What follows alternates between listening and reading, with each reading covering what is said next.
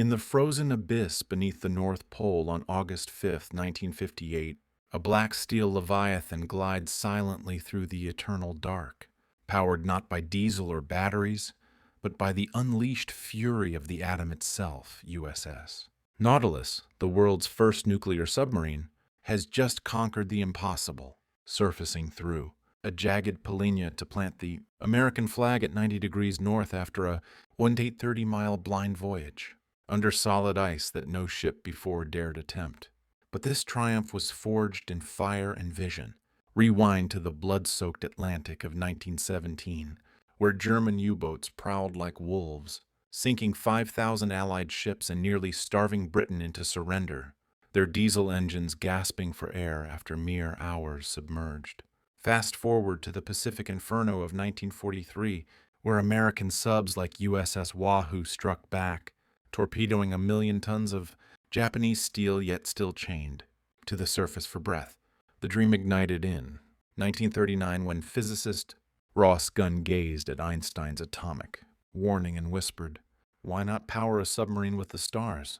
A spark that caught the iron will of Captain Hyman Rickover, the relentless Polish immigrant who stormed Congress, bullied engineers, and in 1949 secured $75 million from President Truman to build Nautilus, named for Jules Verne's fictional atomic marvel.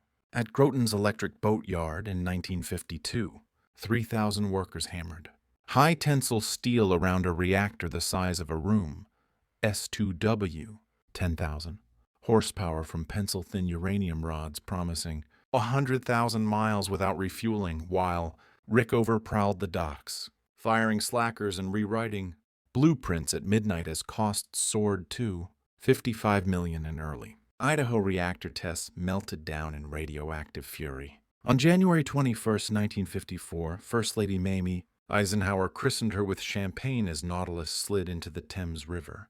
A year later, under Captain Dennis Wilkinson off San Francisco, the immortal words crackled across the Golden Gate, underway on nuclear power, and she vanished.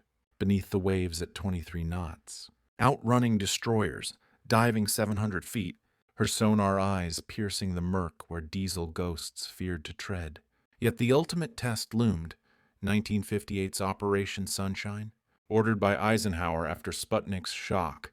Thread the Bering Strait, navigate blind beneath 50-foot ice keels for 96 hours, and on August 5th at 11:15 p.m., 420 feet down, Wilkinson radioed Pearl Harbor, Nautilus under the North Pole, before punching through the ice in a shower of shards, crew planting the flag under Aurora skies.